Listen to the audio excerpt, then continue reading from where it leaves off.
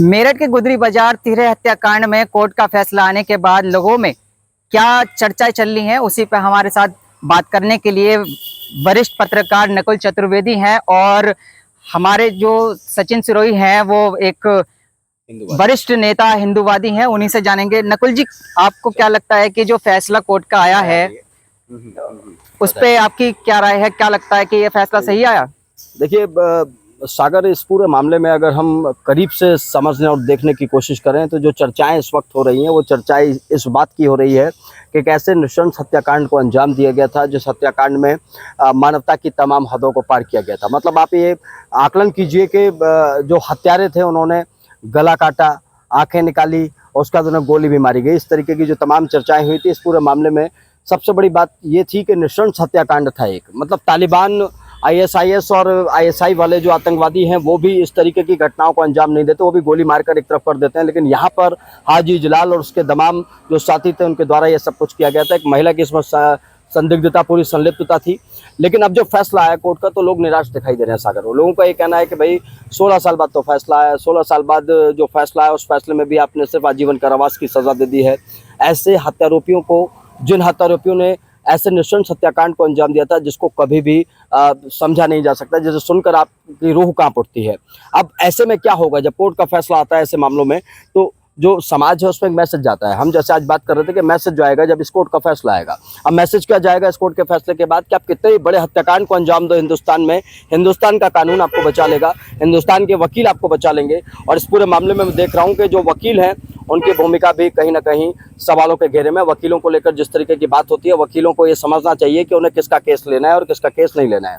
हाजी जलाल अपने आप में एक खतरनाक आतंकवादी उसे आप कह सकते हैं, सामाजिक आतंकवादी था। जिस हाजी जलाल ने अपने कम से कम 10 से 12 लोगों के साथ मिलकर इस पूरे घटना को अंजाम दिया था। और अब जब इस पूरे मामले में फैसला आया तो मैं ये कह सकता हूं कि देखिए कोर्ट ने अपना फैसला अपने विवेक से सुनाया है। लेकिन लोगों में जो चर्चा हो रही है वो यही हो रही है कि भाई ये जो आजीवन कारावास है इससे क्या होगा, जेल में मौज करेंगे, आनंद लेंगे जिस तरीके से अब आनंद ले रहे थे, उन्हें कोई खौफ ही नहीं रहेगा। इसके अलावा जो दूसरे लोग हैं जो बाहर हत्याकांडों को अंजाम देते हैं, अपराधी किस्म के लोग हैं, उनका जो खौफ है वो खत्म होगा कानून के प्रति।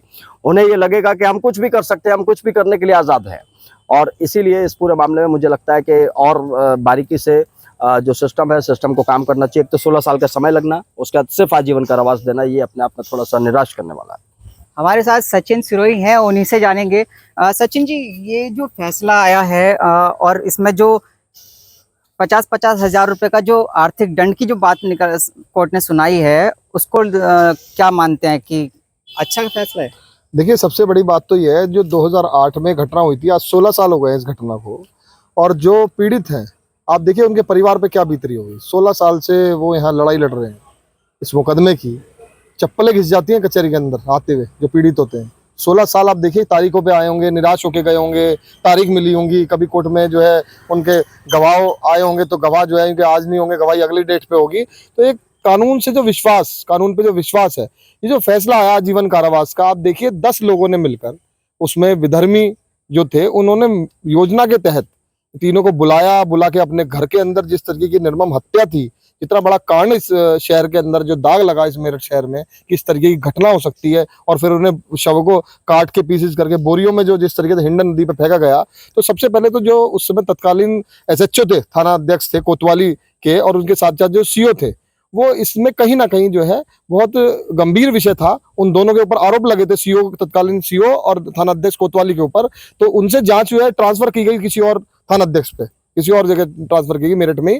तो कहीं ना कहीं जो लोग इसमें जिन्होंने बचाव किया, शुरुआत में जो सबूत मिटाए, उस समय जो पुलिस ने जो सहयोग किया, उस समय उस सहयोग से 16 साल तक जो है इसमें कुछ सबूत वहां मिले, कुछ नहीं मिले, आधे अधूरे सबूत मिले, फिर गवाह थे, सारी चीजें थे। उसके साथ साथ जो आज फैसला है, 16 साल तक पीड़ित परिवार के साथ जो हिंदू समाज था, क्योंकि विधर्मियों द्वारा हत्या की गई थी, वो एक आस पे था कि भाई इसके अंदर कम से कम फांसी की सजा तो इस निर्मम हत्याकांड में होगी। लेकिन आज क्या मिला? आज पीड़ित को क्या मिला? आज जो हिंदू समाज है उसको क्या मिला? एक मेरे हिसाब से तो एक तरीके का एक छल और धोखे टाइप का जो ये आज फैसला है कोर्ट का, ये बड़ा निंदनीय फैसला। इससे तो कानून पे विश्वास उठेगा। आप वो पेरोल पे पहले ही बाहर आए हैं, अब ये जो है यहाँ से फैसला आ गया जीवन कारावास का, फांसी, उसमें से किसी 1-2 व्यक्ति जो मुख्य आरोपी थे उनको फांसी कर देते। कम से कम कुछ तो एहसास होता उस पीड़ित को भी, मेरे कि उस माँ ने जिसने उन बच्चों को जन्म दिया होगा, वो माँ क्या सोच रही होगी आज, उसके घर वाले क्या सोच रहे होंगे कि जो है मेरे बच्चे को जिस तरीके से मारा गया है, और आज वही लोग जमानत पे जो है पैरोल पे फिर बाहर आएंगे, फिर वो लोग जो है दोबारा से जो है हाई कोर्ट का जो है इधर पीड़ित भी जाएगा हाई कोर्ट, और वो लोग भी जाएंगे हाई कोर्ट से, वो आजीवन कारावास में जमानत लेके आ जाएंगे, फिर बाहर घूमेंगे। तो ऐसे आरोपियों का खुला घूमना कितना एक समाज के लिए और एक मैसेज इतना गलत जाता है कि उनके मतलब एक तरीके से हिंदुओं के मुंह पे तमाचा है। ये जो आजीवन कारावास है, कोई आजीवन कारावास नहीं है, ऐसे लोगों को तो मृत्युदंड मिलना चाहिए, फांसी की सजा इनको होनी चाहिए थी, और अब तक फांसी लग जानी चाहिए थी। 16 साल का इंतजार बहुत लंबा इंतजार होता है, और अब फिर 5-7 साल के लिए हाई कोर्ट, सुप्रीम कोर्ट, फिर दरवाजे खुल गए ऐसे आरोपियों के लिए।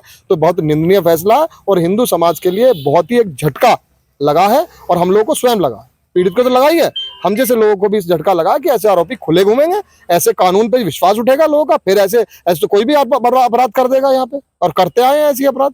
तो इन पे लगाम लगनी चाहिए, और मैं तो ये कहूंगा पीड़ित भी जो है इसके अंदर हाई कोर्ट में मजबूत पैरोकारी होनी चाहिए, और फांसी की सजा अगर लोअर कोर्ट से नहीं हुई तो हाई कोर्ट से इसमें फांसी की सजा होनी चाहिए। तो ये थे हमारे साथ नकुल चतुर्वेदी, वरिष्ठ पत्रकार, और सचिन सिरोही, हिंदूवादी नेता।